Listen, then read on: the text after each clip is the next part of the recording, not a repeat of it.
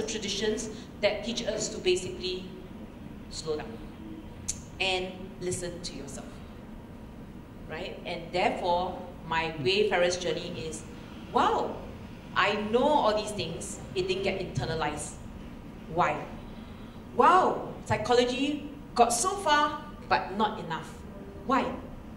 And that's why today we are marrying the two of them, the coaching, which is psychologically based, plus the mindfulness part, in order to get the results and also the peace and calmness and clarity that we want in ourselves and other people, right? So, positive psychology, definitely you'll hear more, okay? So this is my influences and my wayfarer's journey. And I was hoping now to hear about yours, which I can only do after, so sorry, yeah? Lawrence, now I can't go back to the slides. We are all learning, it's a journey. Okay, so the next part is actually your wayfarer's journey.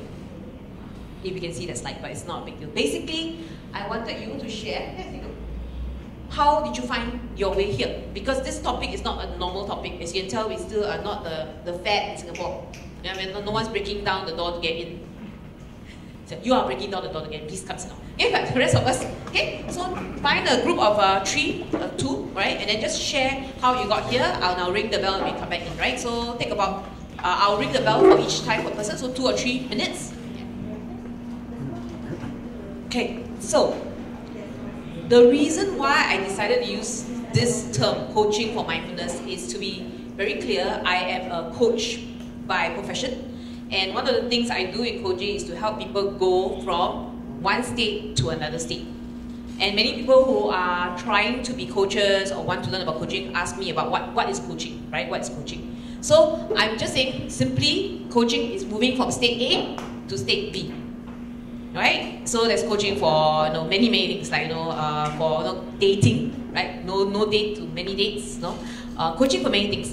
And the reason why mindfulness and coaching come together is, you will see later, but it's very powerful as a two-fold force. And that's why I chose this topic. Because I want to add value as a coach to the perspective of this, yeah? Okay, many see state B as a preferred state. Okay, so the beginning of the end in coaching actually is when you assume that the new state is a better state than the old state. But we will do that. Or not, we won't change, right? We wouldn't want to do a new state if there's no benefit to it. But that is the strange thing about it. Because when we start thinking of it as a new or more preferred state, we get a lot of thought around it. And when it comes a lot of thought, it becomes difficult to do it.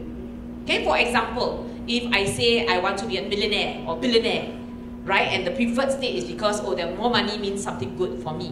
Why did that happen? How did that happen? That is me wanting something. And then there is a connection to some of the reasons why I don't do it, or the negative associations with that new state.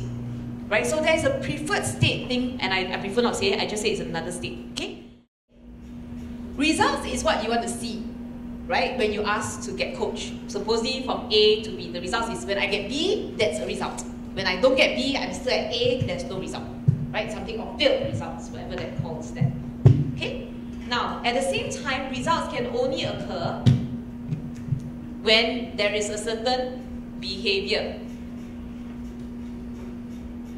Okay? So for most things in life, it's not because you were born a certain way, that's why you're like that. So for example, if you're insecure, not so confident, and you don't go and talk to many people, you may not get a chance to network well. Your behavior leads to less networking. Therefore, the results are you have a smaller social circle. It is not gifted people suddenly have more social circles. When the baby is born, both of you, A baby and B baby, have the same chances. B baby talks more friends. A baby talks less friends. It's kind of like that. Yeah? But this part is what we can see. Okay, so on the surface, this is what is seen. And for most part, we call it the conscious. Conscious means we can be aware. We can be aware of it, right? The underneath, okay, that's why I call it the iceberg, right? Underneath the water is where you cannot see what is going on. And underneath the water is what most of us call unconscious, subconscious, right?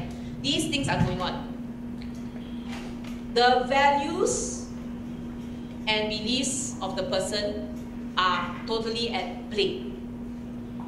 they're very powerful, right? So for example, if I believe that a guy should chase a girl, so if I go out on a dating scene, I will expect the guy to chase me. I will stand still or don't do much or not even give indication, and then the results will be according. If I believe that money is not so good to have so much of, no, the rich people are getting money by exploiting people, then I will not consciously go after a lot of money. I may even work as if I want a lot of money, but because of that belief, I might give my money away. Right? So there are values and beliefs under the water that sometimes we're clear about and sometimes we're not clear because it's underwater, so it's otherwise known as the unseen. Okay? And definitely the unconscious.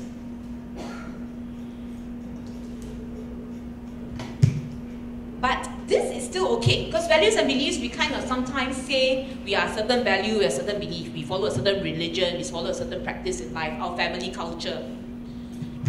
Actually, under this is a powerful conflict. This is the social selves. This conflict is the beginning of every answer you need why people don't change. Okay, it's the beginning of every answer why people don't change. Okay, I said today we'll find out about change, right? So why do people not change?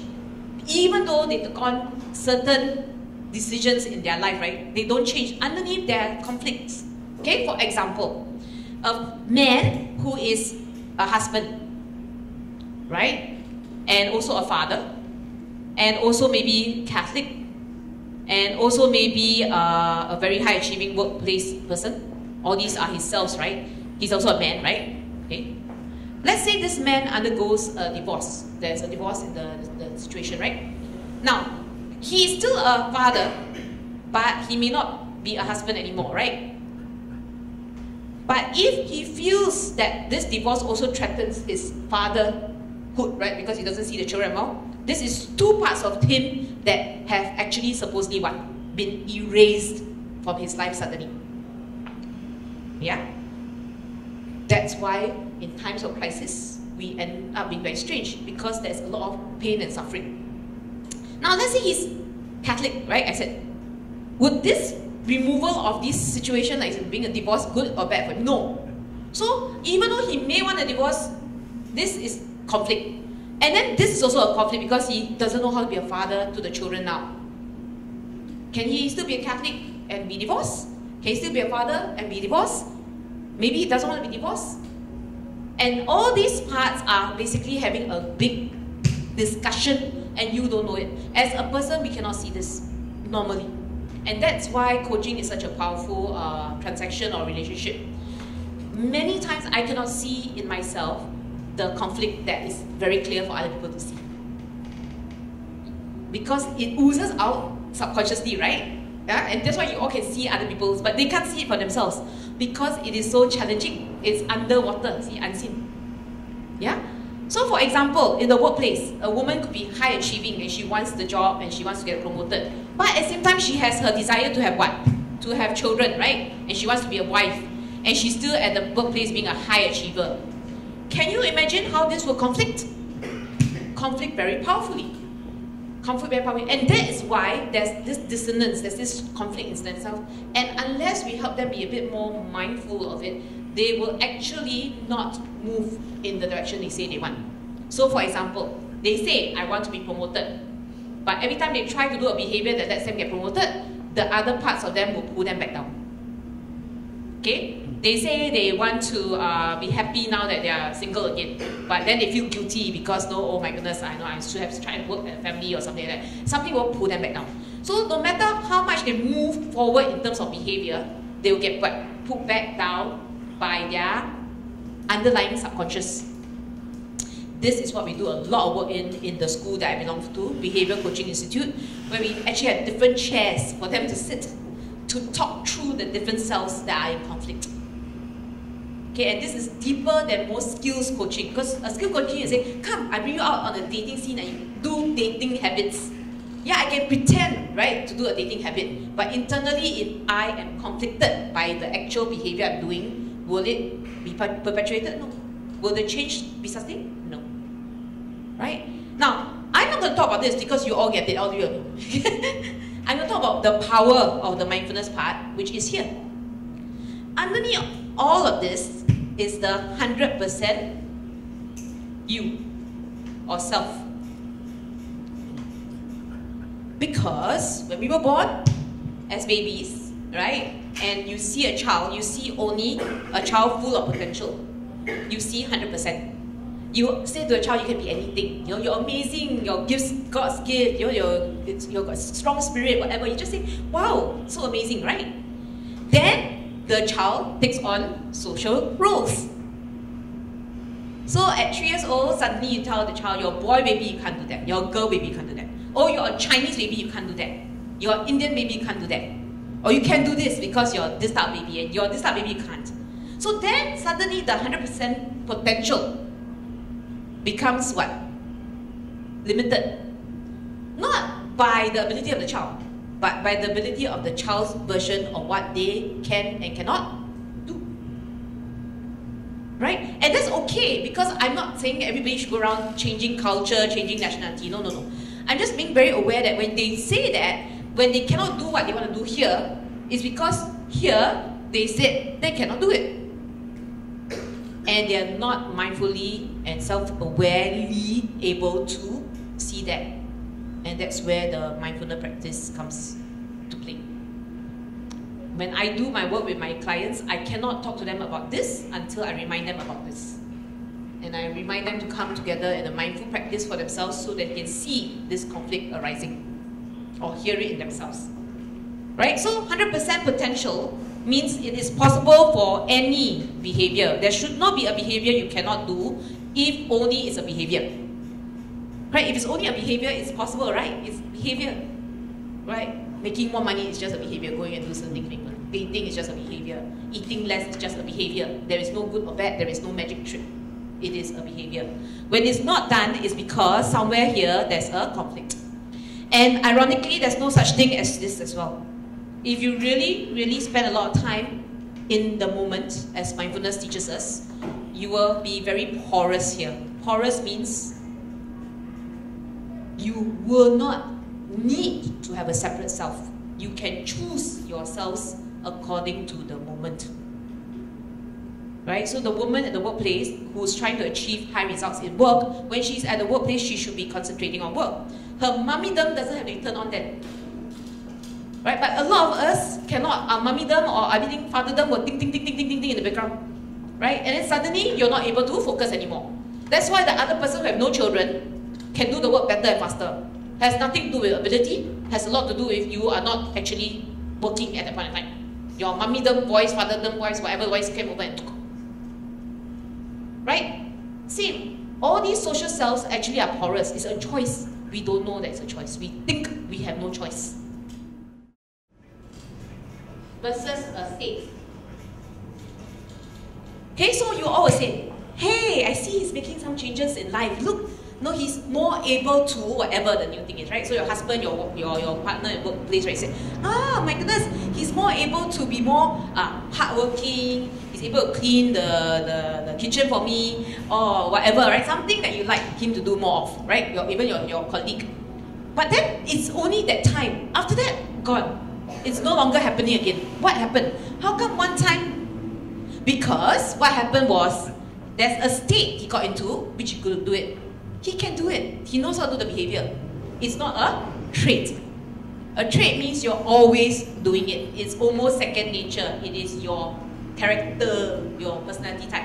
Otherwise known as late and punctual people. You know the difference.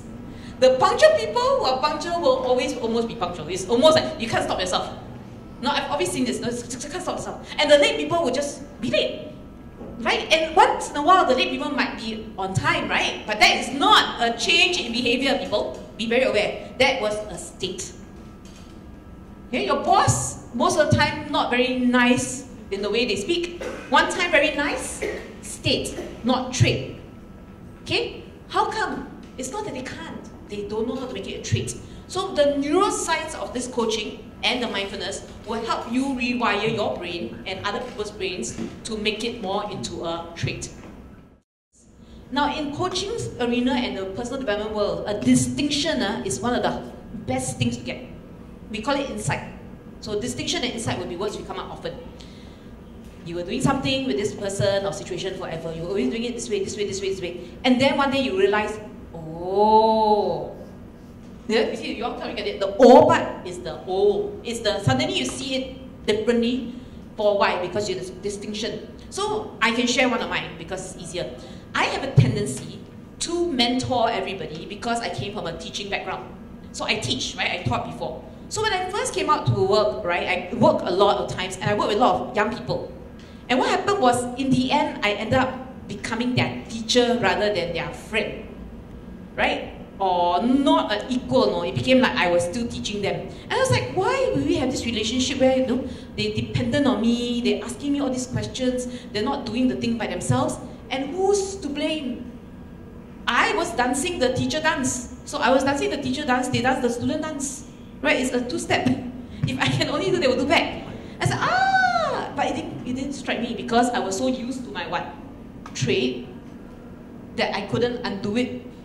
Even though when I wanted an equal relationship with them as peers in the workplace or friends on the street. Right? What happened was I got stuck.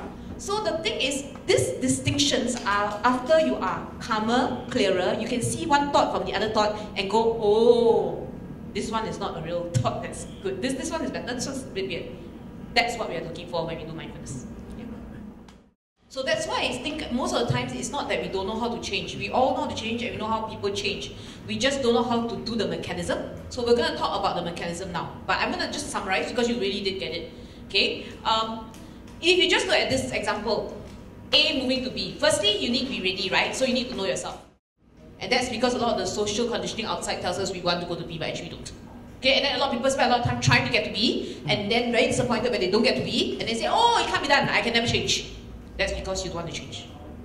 Okay? We can talk about that more in the webinars when we have a smaller group, and in detail when we have our case studies, because we're going to try and case study ourselves or someone else, why they don't change. Okay? One. Number two, along the way, right, of this change, which is a state, right, they are trying to change, get it? If they're not self-aware, if they're not able to have clarity and they're not able to have the need to change, they will drop halfway through. This is precisely where we need them to calm down. Because this is where the conflict will arise. So I'll show you mechanism-wise how that happens and you get it. Yeah, so perfect, very good. And the other thing that you were mentioning, skills coaching is like tennis. Tennis skill to learn the tennis stroke. Got it. But there's also states. If you play tennis and you're in the nervous or less confident, you cannot play out the real skill. But there's also transformation. So Leanne in front and somebody else, basically what you're talking about is transformation. When you get to transformation, you get into transformation, basically what you're doing is you are able to take the behavior into yourself so much so that you now are a pro tennis player. The beginning tennis player and all the insecurities along the way has now been integrated into yourself. That's why you arrive at the trait. Your prefrontal cortex is here. Your reptilian brain is behind. Okay? Reptilian brain is the brain that all animals have in common. So it's usually fight and flight, right? Because any animal is afraid to die. So basically we learn two things. Run away from danger or fight danger or freeze. Right? Your reptilian brain and my reptilian brain and yours, normal, will only do eat, sleep, have sex, that type of thing. Okay? Very driven by affect. Today I want to eat this, I eat this. Tomorrow I don't eat this. Oh God. Right? Because animals are just like that, very naturalistic. Your prefrontal, which is front, right, is actually your executive center. I'm simplifying. Please, when you go and read the actual material, there's much more, okay? But your executive center is what makes you human. Okay, and what makes some of the more animals more high achieved in that way. They can actually do some judgments here. They can actually hurt themselves in order to save someone else. No other animal, very few animals can do that. Right? Because that is an element of what you are going to get for something, right? Prefrontal.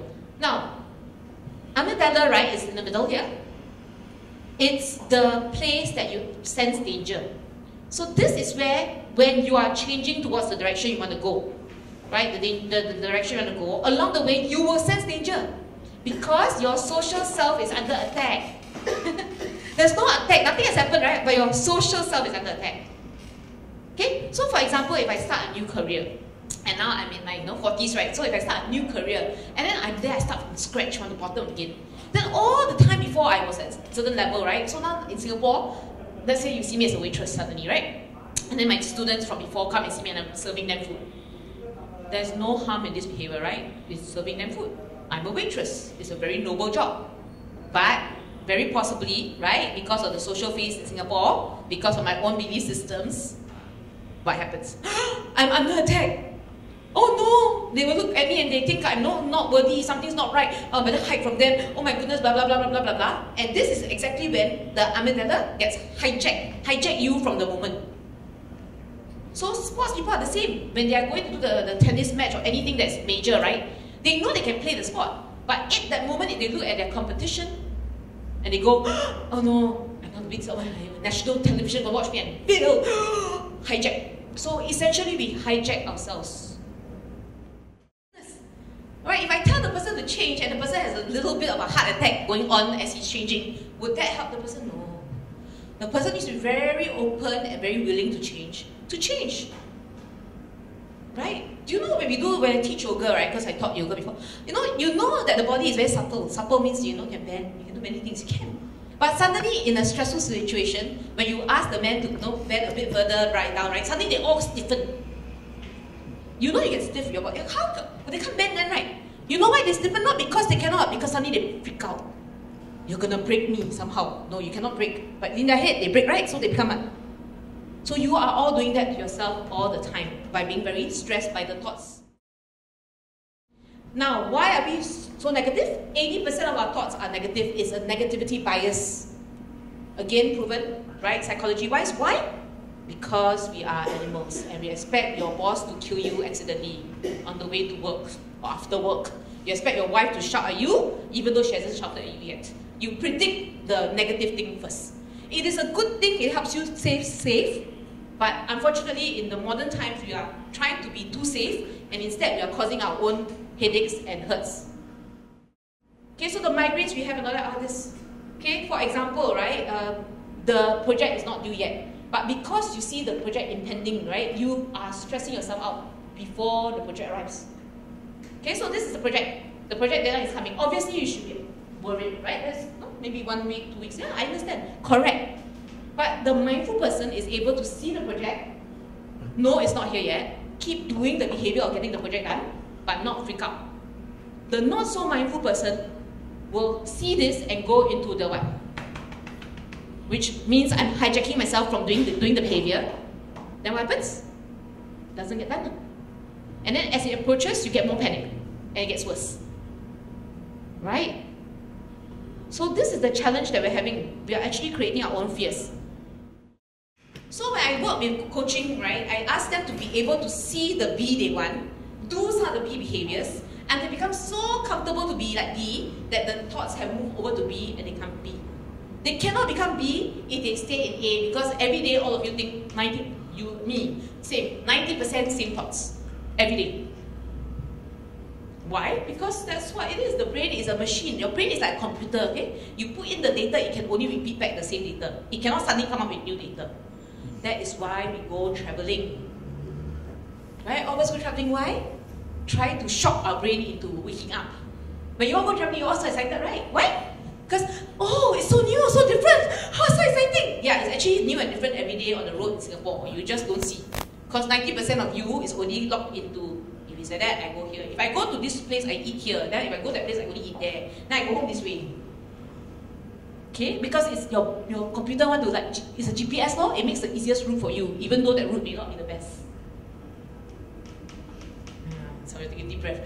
Yes, and that's why you need to come out and mix and have new thoughts so the new thoughts will come out. So it's like that. Then it will transfer over to new thoughts. 90% will be the new behavior you want.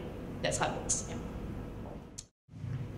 I already told you very clearly that 90% of the time, your thoughts are repeated. Right? And if they're repeated 90% of the time, what you actually see is all these are the old thought, old thought, old thought, old thought, old thought, old thought. Get the picture right? 50,000 of them. Oh, no, cannot be 50,000. There'll be 10% that is new. How does a new thought come in? When you meditate, the reason why you meditate is because there's a gap between thoughts. And your meditation is supposed to be what? Lengthening the gap. So a lot of meditation says what? Falling into meditation. You cannot control it, you just sit there quietly. Try not to have anything disturb you. Try to be very present, focus on your breath, and then you have less thoughts. That's what meditation does. So you do meditation as an exercise to do what? To practice getting to space where you can create space. Okay, that's why meditation is done usually in morning or quiet places. Why? Because you're so afraid that you just go anywhere you're triggered by thoughts, and then you lose that ability to gone, right? But in the hospital and in the defense areas and in the workplace, I cannot ask everybody, wait, you're frustrating me. Give me a minute, 5-minute meditation, give me back. Okay, I come back, I come back with more space in my... Cannot do that, right? So we need to be aware how to what? Pause in the middle of a heated discussion. Not him, no, pause me from going back here so that I can be more present to him in the moment.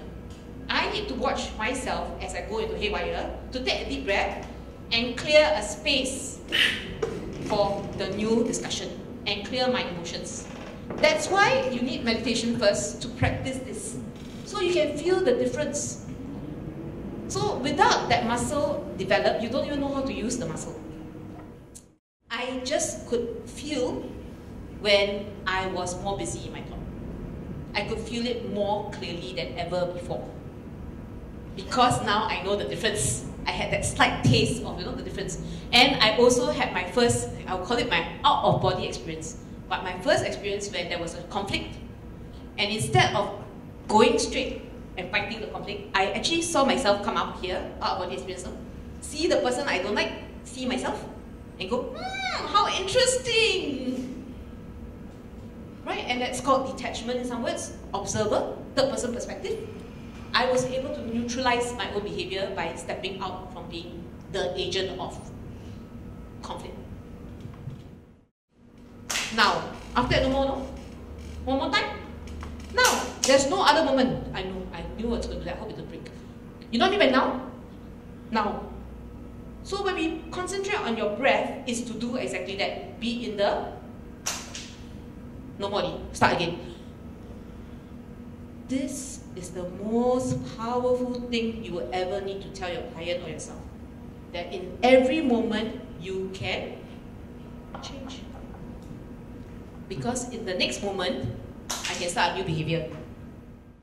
Then more new thought, and the new thought becomes the old thought.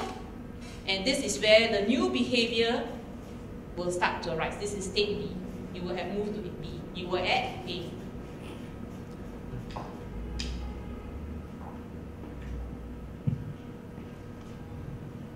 The only reason why you're not acting like a teenager now is because you no longer do teenager behaviors. You will say, no, because I'm older. No. I assure you, some of us here, if we dress up, we still might look like teenager. And you can go out and pretend to be teenager because all you need to do is what? A teenager behavior. It will be a what? Old thought. But some of us have progressed and have new thoughts, and so we have become different, otherwise known as supposedly mature adults. Right? But again, it's a new thought. So your new thought is within your choice in the moment. Okay? So other practices we'll talk about another time, but that's for you to understand. And now we're going to do the first, finally, a bit of an exercise, okay? And I'll explain it to you. The ability to see yourself in the way you behave with other people and go, like me being the teacher and them being the student. Why was this behavior being repeated? Why is the results this way when I don't want it this way? What am I doing, right?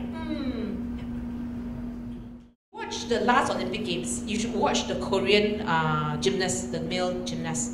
He was a world champion before he entered the Olympics, and he was very skilled. He does his routine, so they do more than one routine, right, on different instruments, right? He would stop halfway. He wouldn't fall off the bars or that. He wouldn't fall off. He would stop halfway, and then it would not be counted very highly because he didn't do the full routine. That's because it wasn't because his skill set is not there. Most of the time you see gymnasts, halfway through they tripped and something happened, their skill set's not there. For him it wasn't. Whenever he stopped halfway was his mindset is not there. You can tell, he knows, he then stops. When he's very good, right, when he's in his flow, right, he go through the whole routine perfect, always 9, nearing 10, all the time. But the ones he stopped was, he just stopped. He didn't fall, nothing. He is in that way. He knows that he's flowing and not, see, but he couldn't stop himself, he was not in the flow, he couldn't do it, he stopped. Where some people, the skill set not there, they are just doing but they cannot do it and they stop. So very interesting. So that's how you start spotting your own flow. You are flowing, and hey, something happened. Then it's like that, something here. Then you quickly reset your own button, yeah? This is me and Eileen having a discussion over dinner. She's talking about herself, I'm talking about myself, or I may be talking about me, but she's not listening to me, is she? Because she's listening to herself. This is normal conversation. Notice this is not working. In fact, worse, this could be considered what? Can be a conflict, right? If she starts talking from here and talking from here, nothing I say will go in. This is how war arises. Okay, see? Okay, thanks. So if you were mindfully listening, the thought will still come, right? But as you can see, if it's 50,000 thoughts and we know they're coming and going, we're not focusing on them. So if I'm going to talk to someone, I'm not focusing on this, I'm listening to the person. If I'm listening to the person like that, it's the best form of listening I can give.